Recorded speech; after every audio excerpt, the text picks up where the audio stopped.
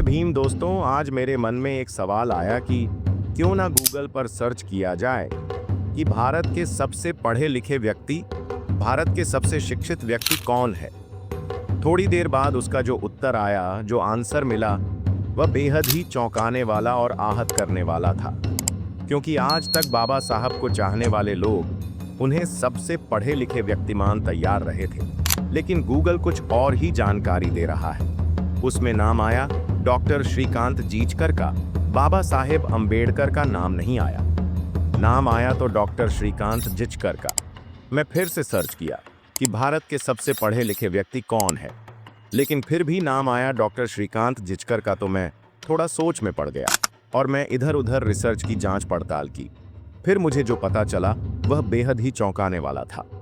दोस्तों, आज की वीडियो आपके लिए बहुत ही खास है, क्योंकि यह जानकारी हर एक भारतीय को पता होनी चाहिए। क्योंकि कुछ लोग समय समय पर बाबा साहेब अंबेडकर पर उंगली उठाते रहते हैं और उन्हें अपमानित करते रहते हैं। तो चलिए वीडियो को शुरू करते हैं। मैंने देखा कि गूगल जो बता रहा था वह बात अन्य सोशल मीडिया प्लेटफॉर्म पर भी मिली। जहां पर भी सर्च किया वहां पर केवल श्रीकांत जिचकर का नाम आ रहा था। मैंने सोचा कि बाबा साहेब अंबेडकर का क्या गूगल से नाम हटा दिया गया है, या फिर छूट जाति में पैदा होने के कारण यहाँ पर भी अब उनके साथ भेदभाव करने वाले लोग बैठे हुए हैं। लेकिन मैंने थोड़ा रिसर्च किया, तब मुझे पता चला कि डॉक्टर श्रीकांत जीचकर कौन थे। पहले हम उनके बायोग्राफी के बारे में जान लेते हैं कि डॉक्टर श्रीकांत जीचकर कितने बड़े एजुकेशन पर्सन थे और उन्हें कितने डिग्रियां हासिल थीं। श्रीकांत जीचकर का जन्म 14 सितंबर 1954 को हुआ था। श्रीकांत जीचकर जो कि एक ब्राह्मण थे, इसीलिए उनके साथ भेदभाव, छुआछूत जैसी असमानता का व्यवहार नहीं हुआ। उन्होंने जातिवाद नहीं देखा, लेकिन उनके पूर्वजों ने ही दलित जाति के लोगों के साथ जातिवाद, भेदभाव किया। लेकिन दलित समाज ने कभी भी पर उंगली नहीं उठाई, क्योंकि दलित समाज भारत के संविधान को मानने वाले थे।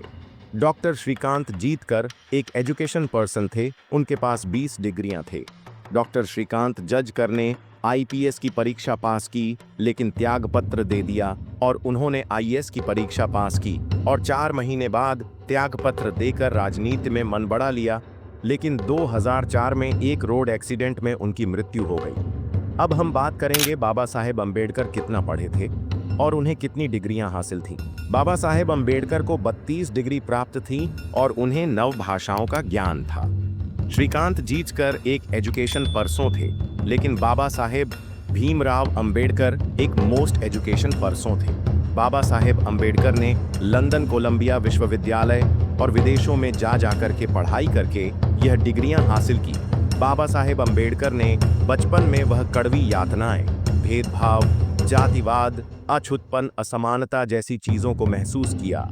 लेकिन वहीं पर बात करें श्रीकांत जीचकर की, तो उन्होंने अपने जीवन में कभी भी जातिवाद, भेदभाव का सामना नहीं किया।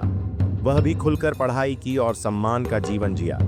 लेकिन बाबा साहेब अंबेडकर के साथ कभी भी सम्मानता भरा व्यवहार नहीं हुआ, बल्कि इसी के दूसरे मायने में उनके साथ खूब अत्याचार हुआ, क्योंकि वह अछूत जाति से थे और श्रीकांत जीचकर ब्राह्मण जाति से आते थे। बाबा साहेब अंबेडकर ने अपने एजुकेशन के साथ साथ पढ़ाई लिखाई के साथ साथ दलितों के अधिकारों के बारे में हमेशा सोचते रहते थे और जंग की लड़ाई भी लड़ी। अगर श्रीकांत जूझकर इतना संघर्ष करते तो वह इतनी भी डिग्रियां हासिल नहीं कर पाते। तो इसीलिए मेरे मायने में बाबा साहेब अंबेडकर ही मेरे लिए सबसे शिक्षित व्यक्ति है, क्योंकि बाबा साहेब अंबेडकर के इतना डॉक्टर श्रीकांत जिचकर ने संघर्ष नहीं किया है। अगर वह भी इतना संघर्ष करते हैं, उनके साथ भी अत्याचार होता, तो वह हार मान लेते या फिर अपने को इतना टॉर्चर हुआ नहीं देख सकते। बाबा साहेब अंबेडकर ने समाज की हर वह एक चीज महसूस किया।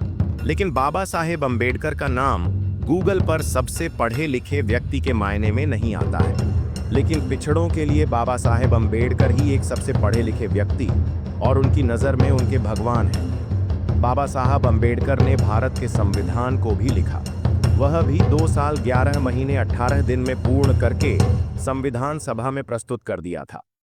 किसी के बस की बात नहीं थी कि कोई भी नेता भारत का संविधान लिख सके।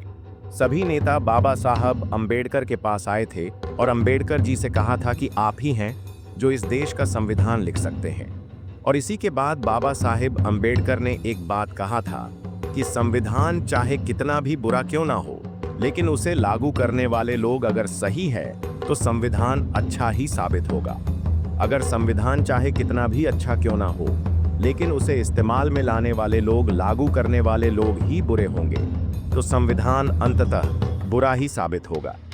तो दोस्तों, आपका क्या विचार है इस पर? क्या बाबा साहब अंबेडकर सबसे शिक्षित व्यक्ति नहीं है? तो हमारे लिए तो बाबा साहेब ही सबसे शिक्षित व्यक्ति है, क्योंकि उन्होंने बोलने, पढ़ने, लिखने और समाज में बराबरी का हक जीने का अधिकार दिया। तो आज की वीडियो में बस इतना ही। जय भीम, जय भारत, जय संविधान।